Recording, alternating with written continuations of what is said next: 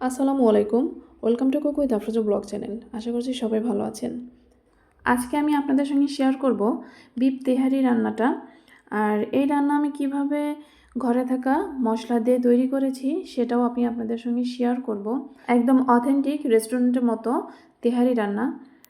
তেহারি রান্না করার জন্য এখানে আমি নিয়েছি গরুর মাংস, 400 গ্রাম পরিমাণ গরুর মাংস নিয়েছি। তাতে দিয়ে দিলাম 2 টেবিল চামচ তেহারির মশলা। এই মশলাটা আমার ঘরে তৈরি করা মশলা।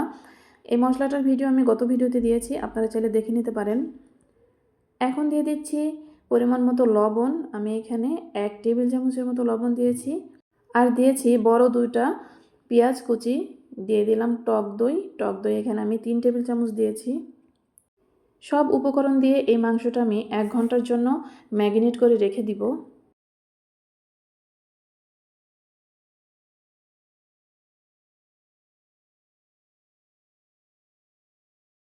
এখন দিয়ে দিচ্ছি 1 চা চামচের মতো রসুন বাটা। আর দিয়ে দেব 1 টেবিল চামচের মতো আদা বাটা। আরও দিয়ে দিব সরিষার তেল। এখানে কিন্তু আমি পেঁয়াজের বেরেস্তা করেছিলাম, সেই পেঁয়াজের বেরেস্তার তেল দিয়ে দিলাম। এখন ভালো করে মেখে ম্যারিনেট করে রেখে দিব 1 ঘন্টার জন্য।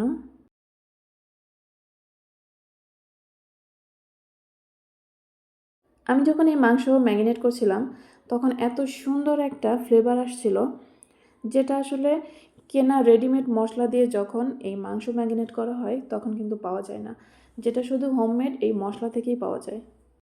আর যারা রেডি প্যাকেট মশলা দিয়ে তেহারি রান্না করবেন তারাও একইভাবে এভাবে আগে থেকে ম্যারিনেট করে রেখে তারপরে রান্না করবেন। এখন আমি এটা ঢেকে রেখে দিব 1 ঘন্টার জন্য।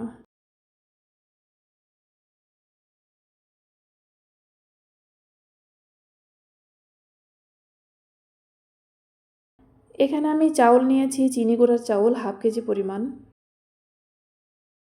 আমি চিনি গুঁড়া চাউল দিয়েই এই তেহারি রান্না করব। তার জন্য এখানে ভালো করে চাউলটা ধুয়ে নিচ্ছি। ধুয়ে পানি ঝরিয়ে রেখে দিব। এখন চলে যাব চুলোতে। চুলোয় আমি একটি কড়াই বসিয়ে দিয়েছি। তাতে দিয়ে দিলাম সরিষার তেল।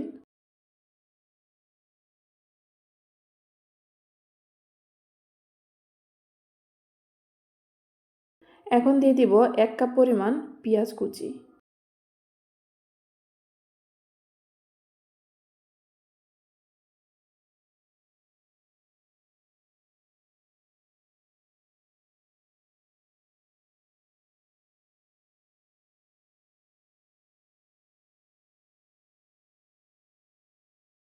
এই পেঁয়াজ লালচে করে ভেজে আমি বেরেস্তা করে তুলে রেখে দিব। এটা পরবর্তীতে আমার কাজে লাগবে।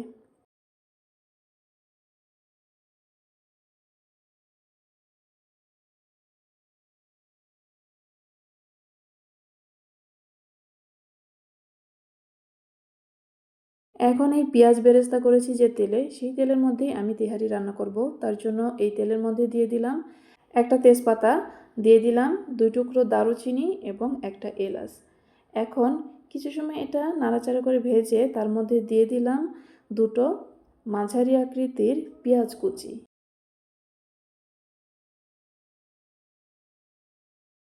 একটু ভেজে নিব।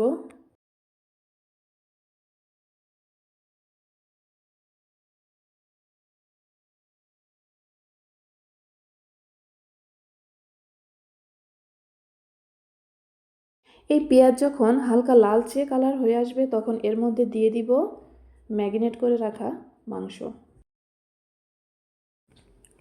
একটু নেড়েচড়ে ভালো করে এই মাংসটা কষিয়ে নিব।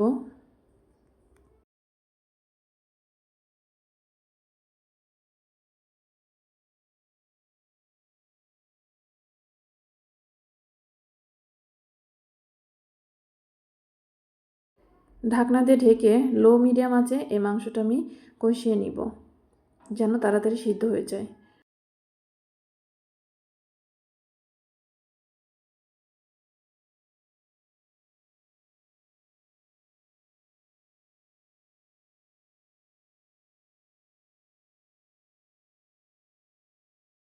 এখন দিয়ে দিচ্ছি 2 টেবিল চামচ টমেটো কেচাপ।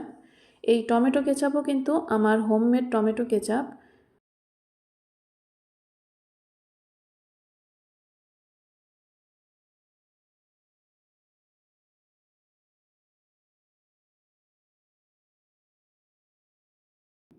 দিয়ে দিলাম 2-3টা কাঁচামরিচ। আমি বড় সাইজের 3টা কাঁচামরিচ নিয়েছি, 2টো কাঁচামরিচ মাঝখান দিয়ে ভেঙে দিয়েছি। মাংস প্রায় কষানোর শেষের দিকে আমি এখন এই মাংসে পানি দিয়ে দিব। তার জন্য এখানে আমি 1.5 কাপ পরিমাণ পানি দিয়ে দিলাম।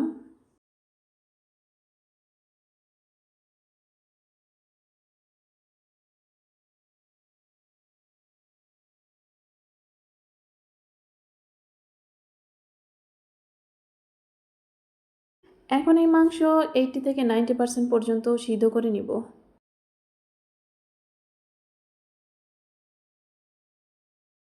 দিয়ে দিলাম 2টো লবঙ্গ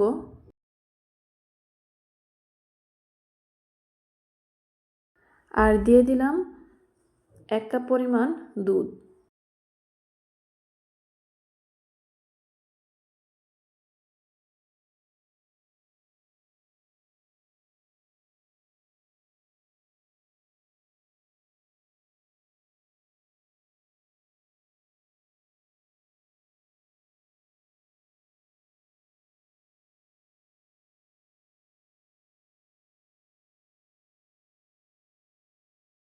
মাংস প্রায় 80 থেকে 90% পর্যন্ত সিদ্ধ হয়ে এসেছে। এখন এই মাংসতে আমি চাউলগুলো দিয়ে দিব।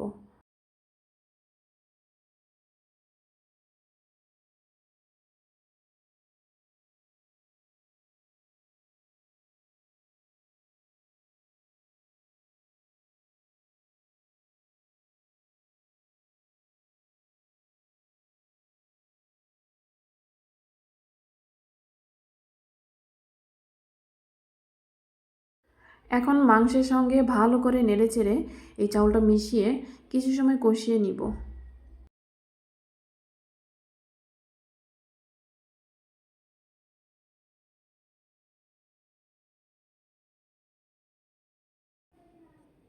এখন দিয়ে দিব এর মধ্যে কেওড়া জল। এখানে আমি 1 টেবিল চামচ সমপরিমাণ কেওড়া জল দিয়ে দিব।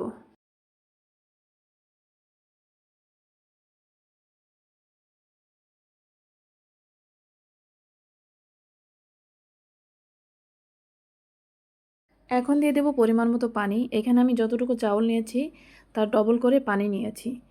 আর এখানে আমি গরম পানি অ্যাড করলাম।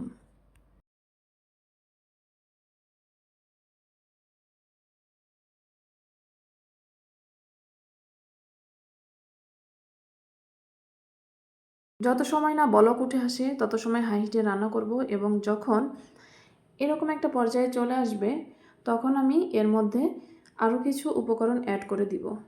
এখন এর মধ্যে দিয়ে দিচ্ছি 1 চা চামচ পরিমাণ চিনি,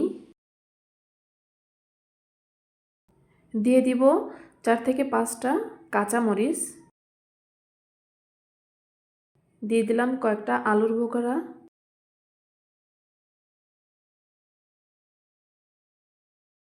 এখন দিয়ে দিচ্ছি পেঁয়াজ বেরেস্তা। এখানে পেঁয়াজ বেরেস্তা চিনি দিয়ে আমি ভালো করে চটকিয়ে নিয়েছি, সেটাই দিয়ে দিলাম। চিনি দিয়ে চটকিয়ে দিলে বেরেস্তার ফ্লেভারটা অনেক সুন্দর আসে। তো এভাবে এখন তেহারির সঙ্গে সব কিছু মিশিয়ে দমে রেখে দিব 15 থেকে 20 মিনিটের জন্য। দিয়ে দিলাম গোলাপ জল 1 চা চামচ পরিমাণ।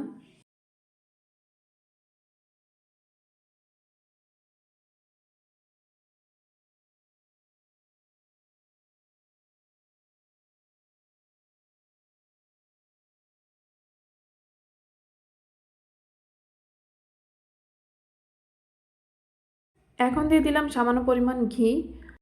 তেহারির অথেন্টিক যে একটা স্বাদ, শাহি একটা ফ্লেভারের জন্য দিয়ে দিলাম ঘি। ঘি দিয়ে ঢেকে রেখে দিব 10 মিনিটের জন্য। ব্যাস আমার তেহারি রান্না কমপ্লিট।